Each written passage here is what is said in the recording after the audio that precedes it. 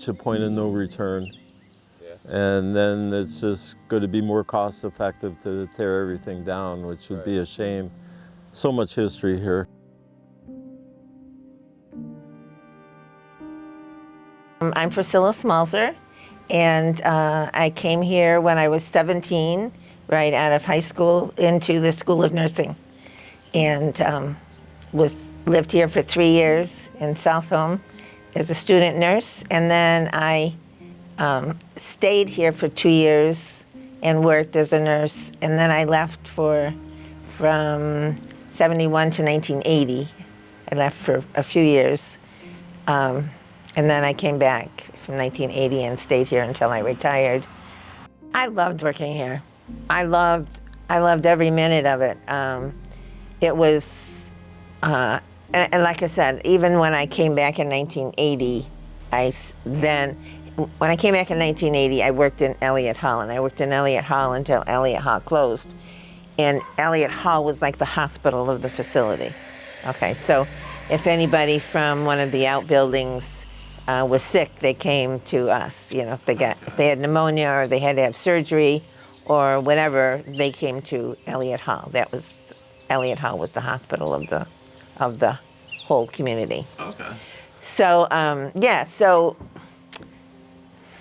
You know, as far as I'm concerned, it was a family facility. It was, I mean, there was long generations. Like my husband's grandmother worked here.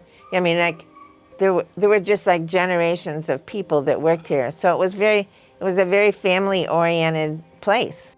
My husband talks about coming down on Saturdays and watching movies in Hadley Hall. You know, it was allowed that anybody in the community could come. Why am I involved with Willard? Like that's kind of why, because Willard had this community connection that we kind of lack now. So now we live in this rural community, and around here, you know, the population is about 6,000 between Ovid and Romulus. And at the height of Willard, the population was 6,000 down on campus. They had about 3,000 patients and 3,000 employees. And a lot of the employees actually lived there. So now you have the same population base, but we're spread out over, I think, like 300 square miles. Willard has all the infrastructure. They have the water, the electricity, the sewage. They have the infrastructures already there. They have enough buildings that are still in really great condition to use.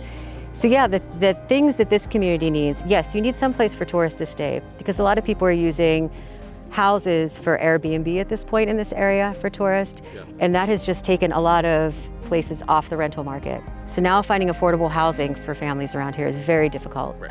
So yes, a place for tourists to stay. A senior center is desperately needed in our area. We have very limited senior housing or low income housing or mid-level income housing.